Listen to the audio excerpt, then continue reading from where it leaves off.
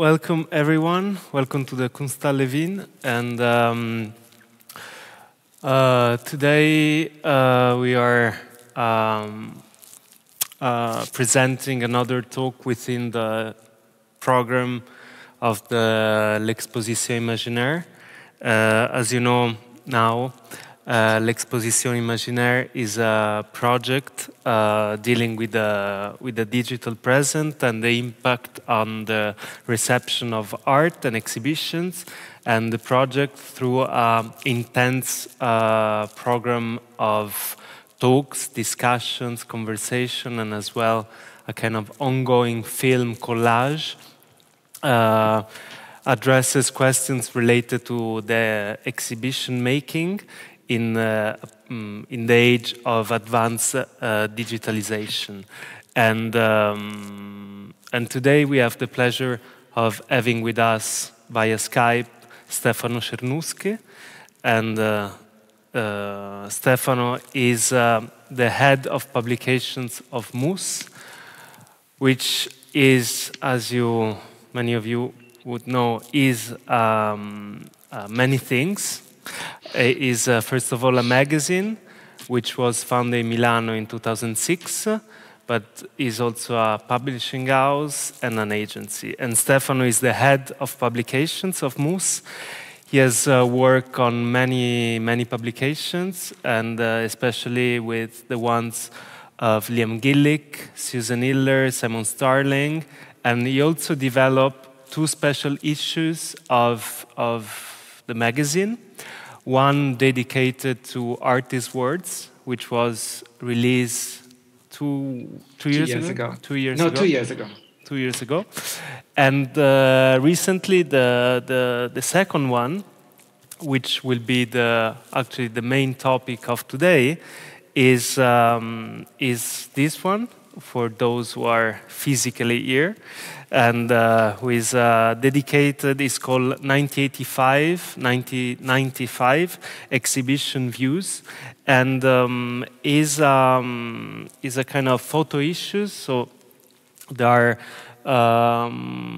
I think, was a kind of collective effort, if I'm not wrong, through inputs and suggestions from many people, and of course presents a number of photos, exhibition views of different kind of exhibitions organized in different countries, not only in the Western area. Even, of course, the major part of them are organized in Europe and the United States, and I think it's pretty interesting, and this issue really fits within the idea of this project. So Stefano, I think would be great if you can introduce this project, this special issue of the magazine, why and how it has been developed.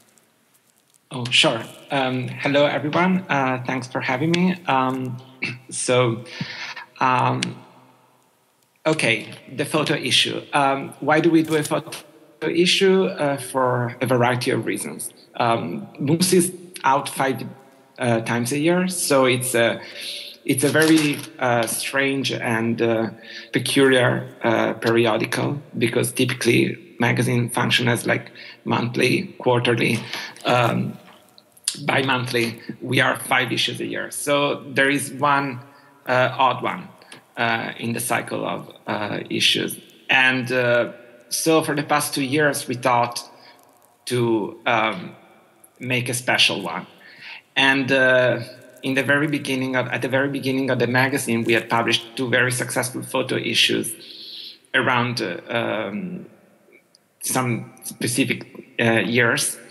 And so in this case, we thought that we would expand to a decade, or actually to 10 years between 2 decades, across the decades. And I guess we were as everyone, very much aware of how exhibition documentation has become a genre per se in itself, and how deeply impactful that can be in the perception, reading, and also in the production of several artistic practices, and how important that is for galleries, museums, and mostly the artists to have their exhibitions, come across and be experienced not only as as an individual succession of works, but like as a general experience. So the exhibition view, the installation exhibition / exhibition view, we felt was something that was worth investigating. We, as long as like all other magazines I know, we regularly publish online exhibition views. But we thought to concentrate and focus on the time before the exhibition views were readily available online. So we kind of arbitrarily selected 1985 to 1995 because it was a time where a lot of galleries that we now consider paradigmatic were established, and a lot of artists that are now part of like the ecosystem started their careers. And and like as soon as we embarked in this, like in the making of the issue, we were confronted with like different questions and issues of like how to do it. So, but why did you choose 1985 to begin? Well, it was to give a sense of like a decade, although it wasn't really a decade. We didn't want to do anything that was like the 80s or the 90s, because those were already like stereotyped in the imagination, and they were already like subject of investigations and kind of like interiorized. So we said, okay, let's be let's try to make it a little bit stranger, a little bit weirder, and also the 90s are bisected really by the advent of the internet and how that has impacted documentation, exhibition documentation, and mostly not just documentation, but the idea of accessibility. The 80s, on the other hand, were like, we felt that it was already a path that had been taken, and it was already like a whole cultural so you thought having in mind, so you decide more on thinking about from the perspective of how exhibitions were documented, and with we kind of went backwards, like we said, okay, let's set at 1995 and go backwards 10 years. It might have been 1996 or 7, but it didn't quite sound so nice, and it didn't look good on a cover. So we said, okay, like if I'm not mistaken, the first websites for galleries and museums were really like established and put online around that date. So we said, okay, let's with actual documentation, not like addresses and telephone numbers, but like the first built websites. So we said, let's go backwards 10 years, and we see, and also like those were the years where like a lot of, for instance, biennials like started to take grounds and be established in different countries, like the first Johannesburg biennial, the Sydney biennial.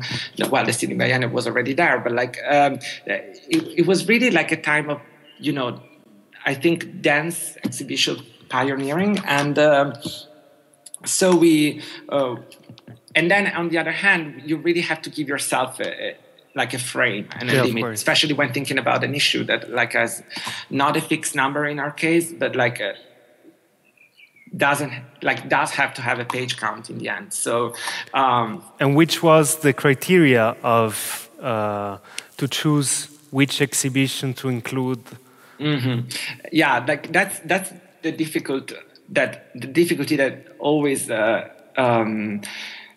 comes about when you when you're dealing with content that you have to research, but you don't commission, you know? Like, it's not that you have total control over what, you know, it's going to end up in the issue, because, like, essentially what we did was, like, try to find criteria, like, to make this work, and then sort of, like, sent out these requests to a wide, I would say, wide range of contributors, writers, collaborators with the magazine, artists, museum people, dealers. So, and like being always very much aware that like we might have asked for like their 5, 6, 10 favorite exhibitions in that period, and then we might have not been able to actually gather images for each and every one of them. So what was interesting, of course, is that like there were a few collective favorites, like, you know, reference exhibitions that we all now take it for granted. And then there were like unique recommendations and really unacknowledged suggestions that we then we tried to retrieve and like to research and to find images for. But like, yeah, like there is always like this weird sense of like how you do it for the first time, you know, like whose point of view you trust the most, whose taste and preferences you should give more prominence. Like you said, yeah, they're predominantly European and American exhibitions, for sure, like overwhelmingly European and American exhibitions. But why is that? Because I think in general, like what we deal with the magazine, the people who write for us and the artists that like we covered are still mainly based and working here, Europe, America, like increasingly, thankfully, South America. But so we had this thing. We had this like, yeah. And why the idea? Method. And why the idea of creating this polyphony of voices instead of being a sort of your statement, you as a kind of editorial office of the magazine? Was because you didn't want to kind of impose, since it's also an historical issue in a way, tells a kind of history of exhibitions in a way. You can immediately see also like that, because there are even, of course, there are so many different kind of, there are so many diverse kind of exhibitions and positions, which of course makes it clear that this kind of, is historical by itself for what it is, but didn't want you to do kind of, to give a more, an identity in the sense of authorial identity to it, or not, or this was kind of a question that you posed to yourself? Oh, well, you know, actually, to be perfectly honest, we never even thought for a second that it would be something that we would do. Like we would, like author as like an editorial office. Like we're very, very restrained, I would say, in that department. We don't even publish editors' letters ever in the magazine. So we no, the main thing was like, okay, do we have to hire an editor to do it? Like to have a guest editor, like to have maybe some exhibition. Someone who's like studying the exhibition form and the history of exhibitions over the time. Should we have an artist do it? But then in the end, we thought that for two reasons. One, because we didn't really know how to actually find and gather all the submissions that we might have received. The other one was that we wanted to have this sense of like non-hierarchic presentation. So we ended up as much as we did for the Artist World issue, but like I would say much more broadly, we extended the audience and like the the group of contributors, and we asked them for several suggestions. So in the end, I think we received over 1,000 submissions. Wow. And we ended up publishing over 300. There were many shared exhibitions. So a lot of artists and writers went for the which were the exhibitions that were mostly shared in terms of submissions? I would say Chambre d'Amis in Ghent was a favorite. The first Hans Ulrich exhibition, like the kitchen show. The kitchen show, I think it was before '85. I'm not sure. Okay. But the nano show, the show with like super small works, was also a favorite. The L'Hiver de l'Amour was also very much recommended. The Johannesburg Biennial, that I doubt a lot of people had actually seen, but like I guess many had studied and like read about, was much recommended. Sao Paulo Biennials, all'aperto in Venice. And how did you like collect all the photos? Basically, you were asking like suggestions on which exhibitions to include, but then I imagine and then also we added. And by the way, if you by any chance incidentally happen to have some images of that show, you were welcome to. Yeah, you're very much welcome to enclose it. It didn't happen most of the time, or we got images that were like very bad because they were maybe had been taken like with a bad camera and then digitalized, or it wasn't easy. No, the main work was actually to ask to go to institutions and go to galleries and go to the artists themselves and ask if they had documentation of the exhibition that they might have participated like 25 years ago in. So that presented us like really also with the evidence that like if we had wanted to make like a historical survey of this exhibition, like anything with like even a remote scientific pretense and like approach, it would have taken us probably a year to work on the issue, and we had 1.5 months. So did you have like choices to make? For example, I imagine certain exhibitions had an extensive documentation, and so because most of the exhibitions are represented, if I'm not wrong, only by a single photo.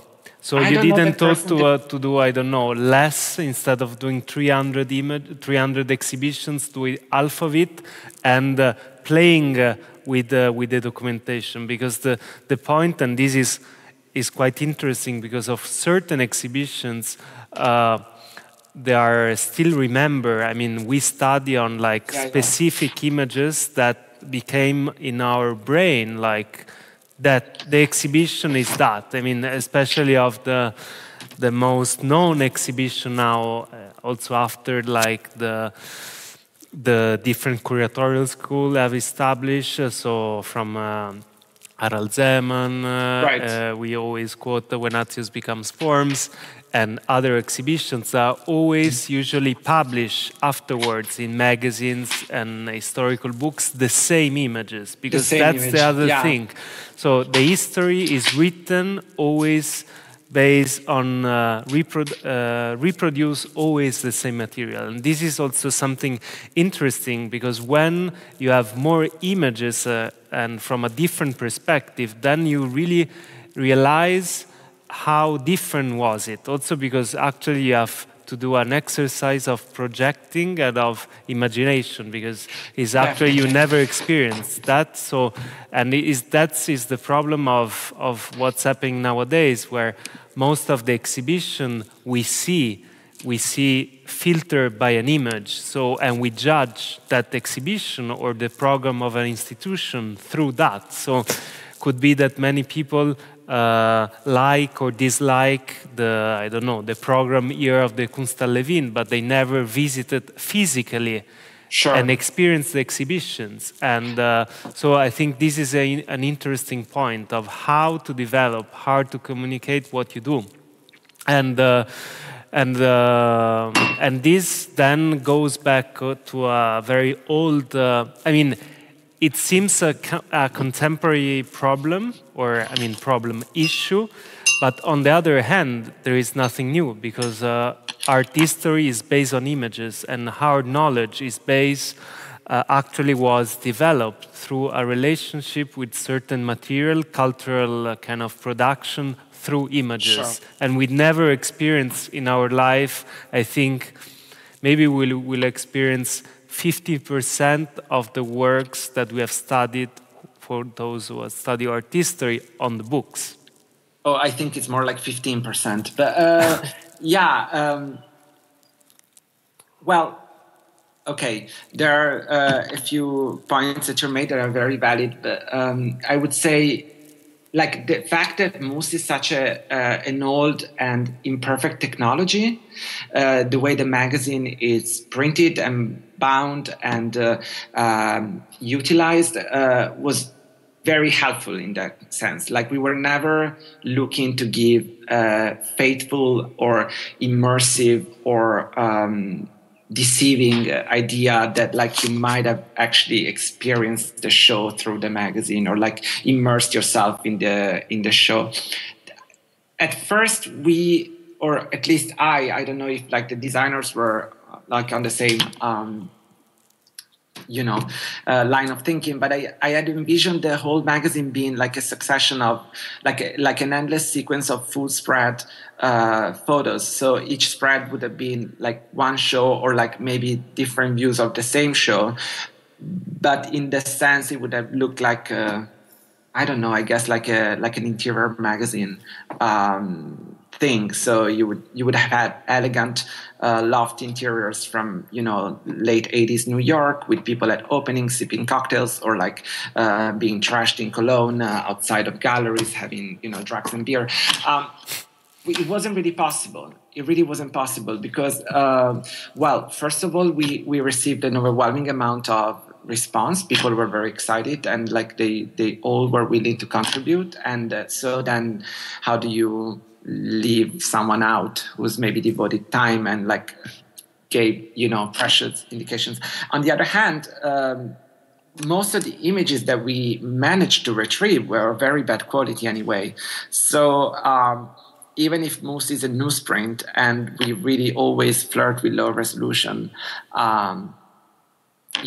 challenges, and we try to make it an aesthetic, but it was difficult to have, given also the size and the format of the magazine, to give this sort of like, I don't know, slideshow presentation. So we went for the sort of puzzle and layout that you see, or maybe you can see from the photos that I sent you. This is like response to a matter of space in the page, but also on the very limits of each photograph. And like coming to your second question, why you didn't feature less exhibitions more thoroughly? For some exhibitions, the images that we did manage to receive were anyway very expensive. There are photographers who are still keeping the rights of those images, and they won't release them unless you pay a fee. So that was also like, okay, how do we budget them? How do we budget a magazine we don't know the content of? Like we don't know how much we're gonna get, how many we're gonna receive, and how they would be priced. So it was kind of like in the making. Like we started, and then like as the content was being delivered, we reconsidered and rethought over and over again how to. We literally received images when we were doing the layout. Not hours, but maybe a day before printing, we would still receive images. So we went for what we thought was a honest and straightforward. Also because the context is a magazine, is not like a book. So I think a we didn't want to give magazine exactly. is a kind of snapshot experience of something. That's why I think is maybe to give also to a younger audience the possibility of maybe like discover something and then maybe having the time to experience more if you're interested to get in depth later afterwards. And I think it's also interesting sometimes when in the photos you see also the audience, you see the artist, and so you can also... We wanted more of that, and it was very difficult to find. Then it becomes a kind of social history, because you really see how was the relationship between the audience, the artist, and the works, apart from like the way they dress, the attitude, which could be also like funny to see. But I think this idea that is not becoming only about art, but is about society. So in a wider sense, I think is interesting, because then what we are looking are like photos documenting not only objects, but also like spaces and people. And so this, I think, is a very interesting aspect, which... And at the same time, sorry if I interrupt, at the same time we see photos that were never meant to end up on screens, you know, that were taken for very different reasons, like for pure aim of documentation, but not enjoyment or fruition of an exhibition. Like these photos were very honest in the sense that they were just portraying something, but they were meant to substitute for something. Like viewing an exhibition never really meant seeing it online up until now, you know, or like 10 years ago. It's so that was also very, very interesting for us to confront. And also the funny contradiction happening now compared to like 30, 40, 50 years ago is that institutions, gallery invest a lot to get images, to have an extensive documentation, but then you wonder where all this material ended up. Because, of course, now you have magazine websites, like as you do as well, but many other magazines, websites like Contemporary Daily or other new ones which are devoted to this. But then it's funny, because instead, if you think about exhibitions, you have maybe more documentation of an exhibition of the 60s than of an exhibition public. I mean, of certain exhibition of 2010. And because most of the time are also like kept by galleries, also like we don't have to underestimate the big difference like of the market, the power of the galleries. Also for the galleries, they need also always to create an archive for the works for them. And most of the times these archives by galleries, which are huge, they're not shared with public. They are like they use for their own kind of business. While before, of course, galleries were basically like showing a gallery was just a chance for the artist to experiment, and the audience were basically the artist, the family, other artists, friends, and the galleries. And absolutely. But if you think about it, I mean, I think like the value of, for instance, Contemporary Art Daily is not in the daily. I mean, it's not in the fact that every day you're given the chance to, scroll an exhibition. It's in the build-up of this archive. It's like it's becoming a database, and although a very partial one, like everybody would do, it's still maybe in the monthly or yearly. That's really the value of this thing as a research tool of really like immediately locating, like the more like image search technology would develop online, the easier it will become to locate a specific work, almost in great efficacy in a specific exhibition. So the fact that like there is now someone who's like taking pictures of even booths at art fairs as they do, and like exhibitions, and like really giving this sense of that everything is immediately accessible, even in maybe 20 years time.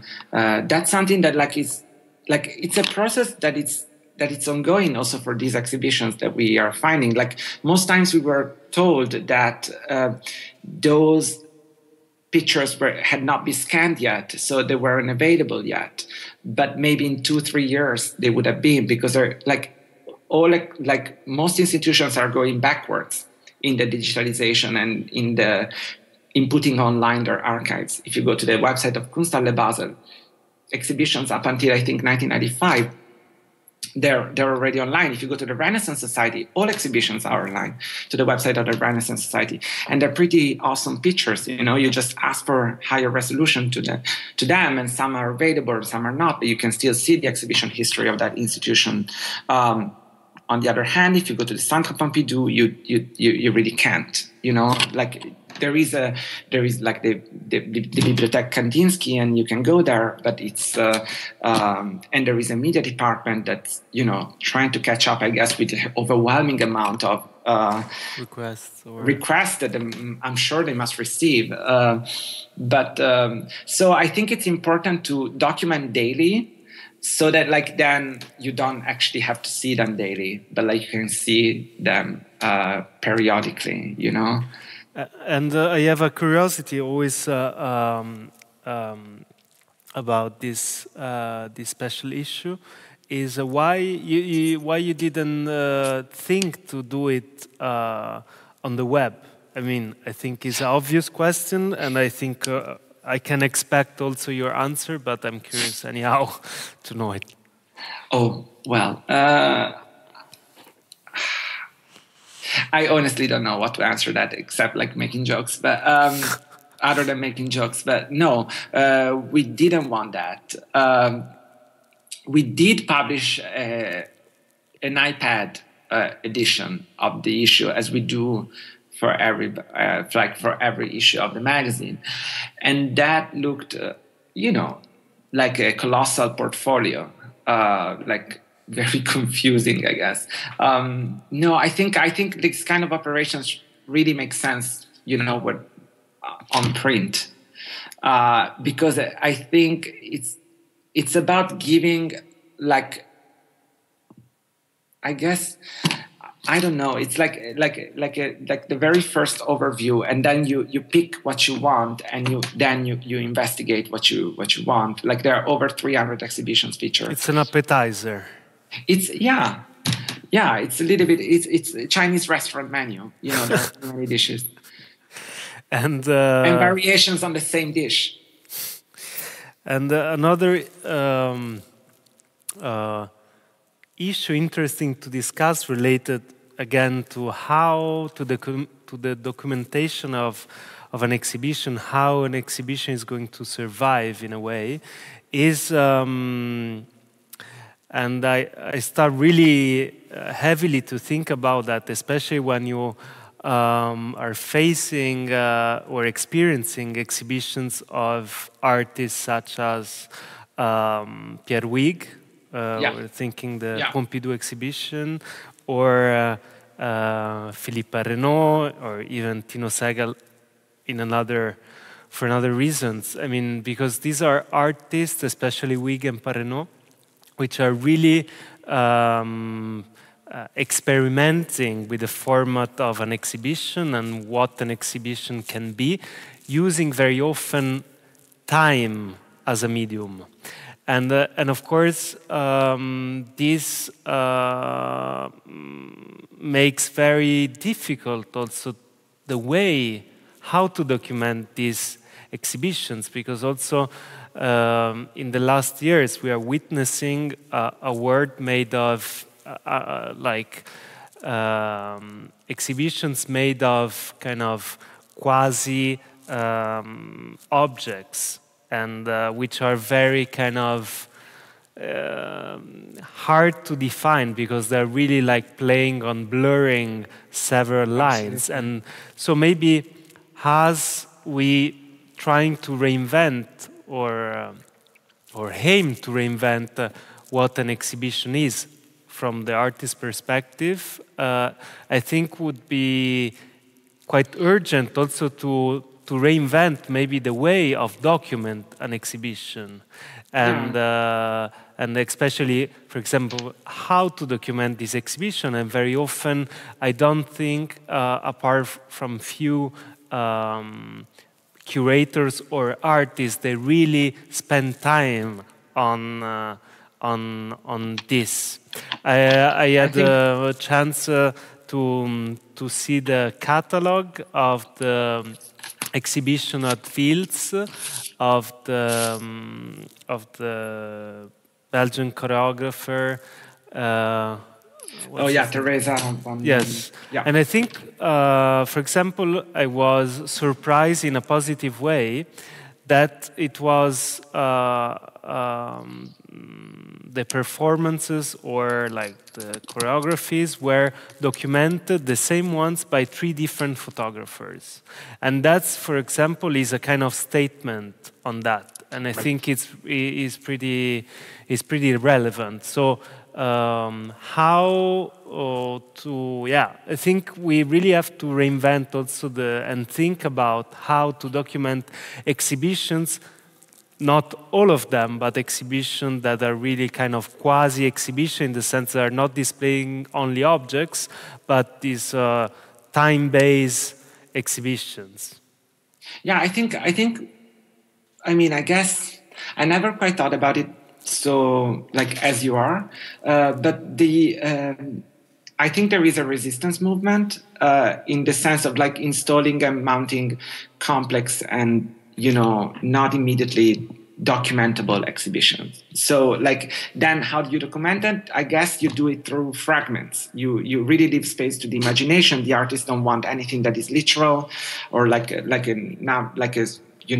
immediate reproduction, because that it's really like failing to grasp what they want to do with time, what they want to do with like moment of pause in between, like one work to the next, and what's your experience of like going through the exhibitions. There are works that are about that.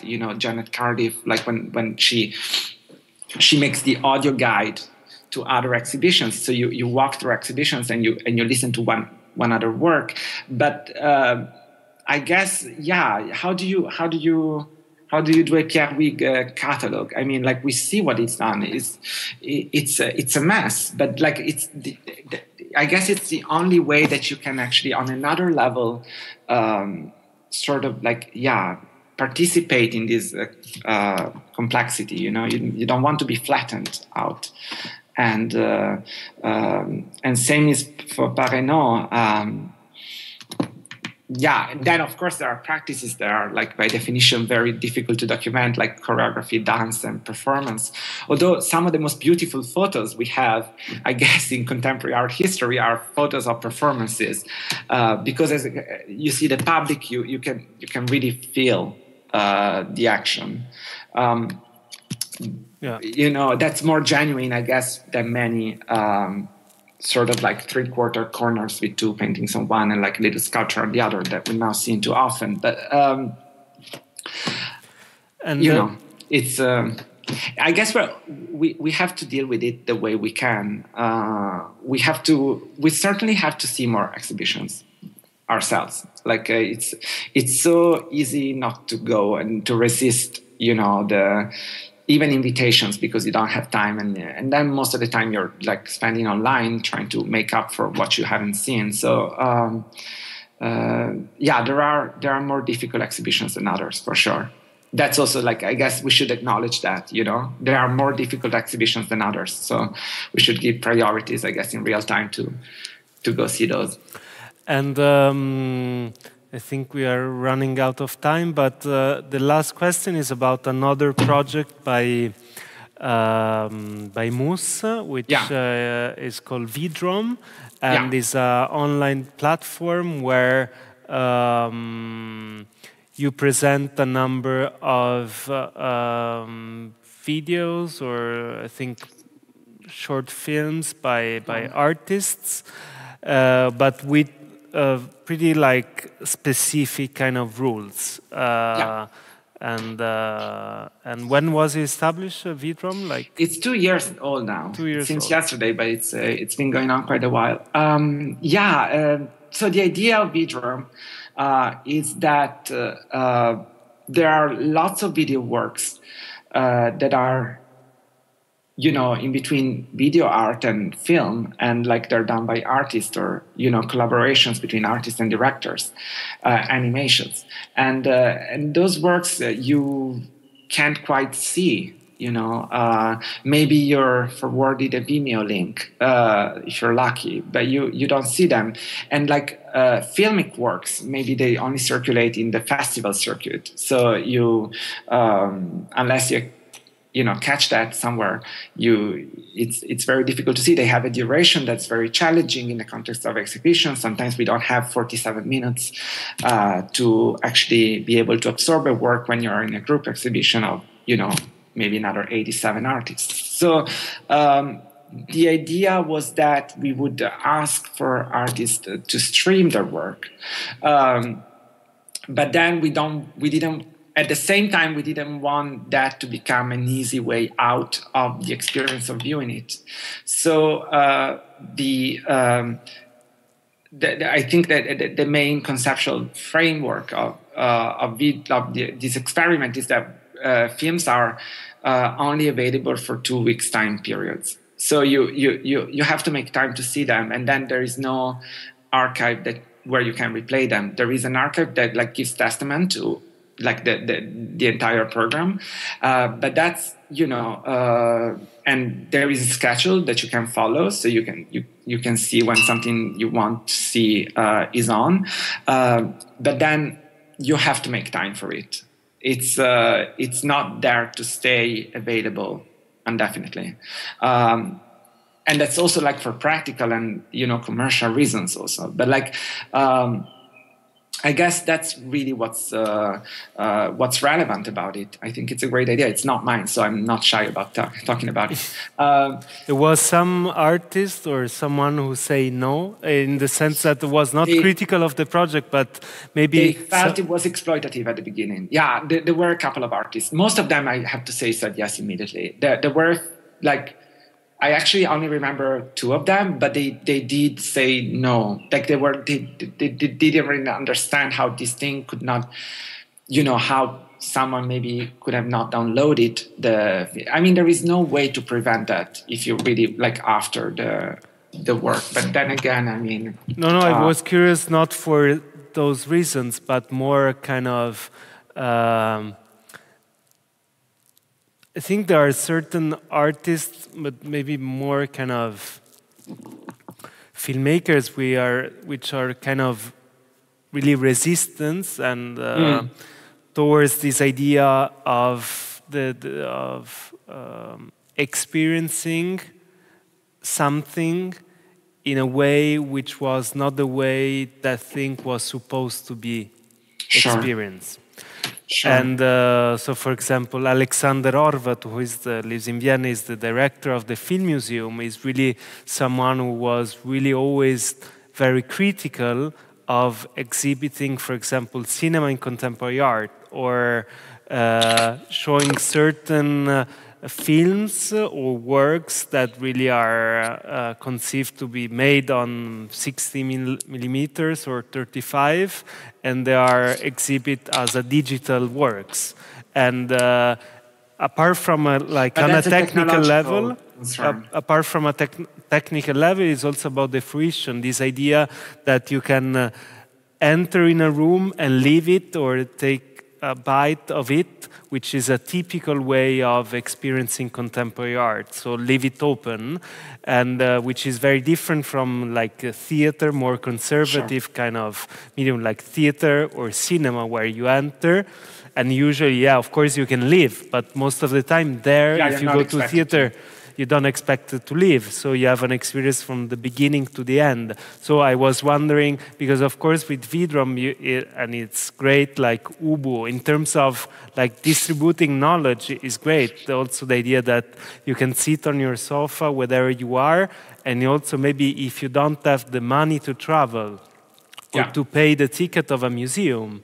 You can, however, access to a work, but the way you, again, experience it could be that you have it and you're smoking a cigarette with friends on a dinner, you are very distracted, and this is something, is about the fruition, and that's why I think you have a niche of people that are very kind of critical of this idea regarding like cinema and video works in the way. At the same time, many practices, like filmic practices, like they're kind of now really like crossing these boundaries. So you have like works by the very same director or artist that are like fitting in a context and then making less sense in another, and you can go see to the Whitney C. Laura Poitras exhibition, and I've seen the Snowden movie on my computer, like streaming. So it's